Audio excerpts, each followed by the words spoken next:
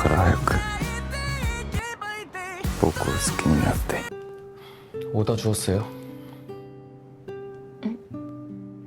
拾ったので。 데쿤코라 데쿤코라 데쿤코라 데쿤코라. 안녕하세요, 라미입니다. 요즘 우리나라 배우 최종엽이 출연 중인 일본 드라마 아이러브의 반응이 뜨겁습니다. 일본 넷플릭스에서 드라마 1위를 차지했고 우리나라에서도 좋은 반응을 얻고 있는데요. 일본 시청자들을 단숨에 사로잡은 최종엽처럼 많은 우리나라 배우들이 일본 드라마 혹은 영화에 출연해 사랑받고 있습니다. 이런 분들이 너무 많기에 오늘은 몇 분 추려서 살펴보겠습니다. 바로 시작합니다. 구독과 좋아요 그리고 알림 설정 역시 잊지 말고 부탁드립니다. 연기파 배우 니카이도 후미가 주연을 맡고 최종엽이 함께하는 드라마 아이러브 인기가 심상치 않습니다. 최종엽은 무인도의 디바, 알고 있지만 스토브 리그 등을 통해 이름을 알린 배우입니다. 한국 남자 배우가 일본 프라임 시간대 연속 드라마에서 히로인 파트너로 나오는 것은 처음이라 캐스팅 당시부터 큰 화제였습니다. 과거 최지우가 영화 냉정과 열정 사이에 다케노우치 유타카 주연 드라마에 나온 적은 있지만 남배우는 처음입니다. 드라마 1회가 방송된 1월 23일 X에서는 I Love You가 세계 트렌드 1위를 차지합니다. 또한 넷플릭스 일본 탑10에서도 1위를 기록하면서 순항 중인데요.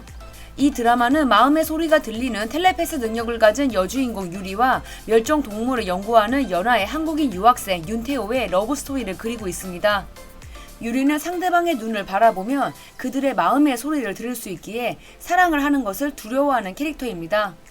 하지만 우연히 만난 태호의 속마음은 한국어로 들리면서 그러니까 유리가 모르는 언어로 들리다 보니 마음의 소리가 들리는 것이 전혀 문제가 되지 않는 상대를 만난 건데요. 이런 유리가 용기를 내서 사랑을 할 수 있을까요? 라는 스토리입니다.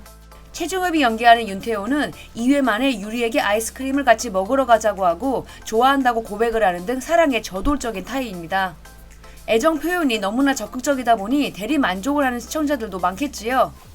더욱이 너무나 카와이한 행동과 표정을 짓는 등 말도 못하게 귀엽게 그려져서 일본 시청자들을 홀리고 있는 중입니다.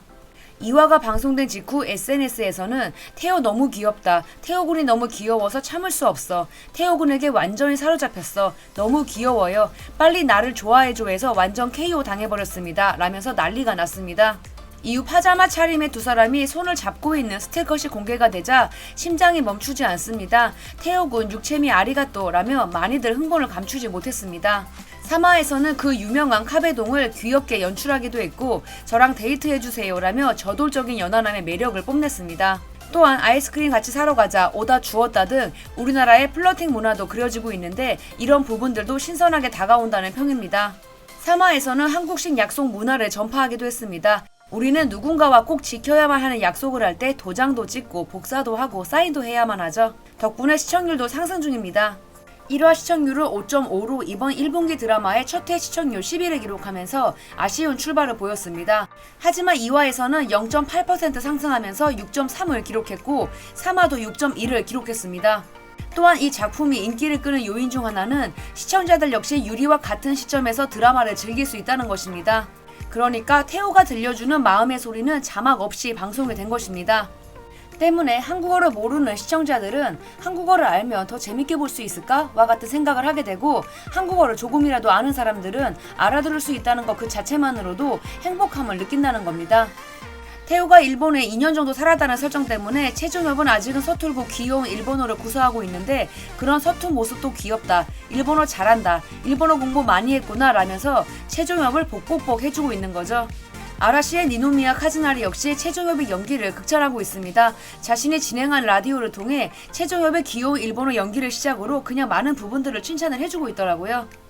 또한 드라마 속에서는 순두부, 잡채, 비빔밥, 라볶이 등 다양한 한국 음식을 맛보는 유리를 만날 수 있는데요. 현재 일본에서는 밥 테러 드라마라면서 내가 지금 한국 음식을 배달하면 태호가 와줄까? 한식 먹고 싶다 라면서 한식에 대한 관심도 높아지는 중입니다. 참고로 팬들이 이렇게 말하는 것은 태호가 한국 음식을 배달해주는 배달 아르바이트를 하다가 유리를 알게 되었다는 설정으로 그려지기 때문입니다. 물론 주인공 니카이도 후미와의 케미도 상당합니다. 니카이도는 영화 두더지, 달, 내 남자 등을 통해 많은 영화제에 상을 휩쓴 연기파 배우입니다.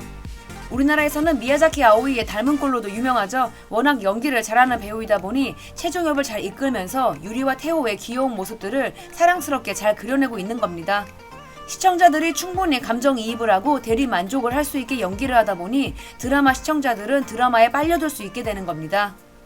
또한 니카이도 후미와 최종엽의 아주 바람직한 키 차이는 팬들의 모의 포인트입니다. 참고로 드라마에서 최종엽이 연하로 나오지만 실제로는 1살 오빠입니다. 드라마가 편성된 시간대는 화요일 오후 10시입니다. TBS 방송국의 화요일 오후 10시 드라마는 주로 러브스토리를 편성하고 있는데요.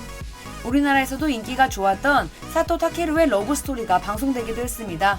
전작에는 영화 오세이사의 미치에다 슌스케가 출연했습니다.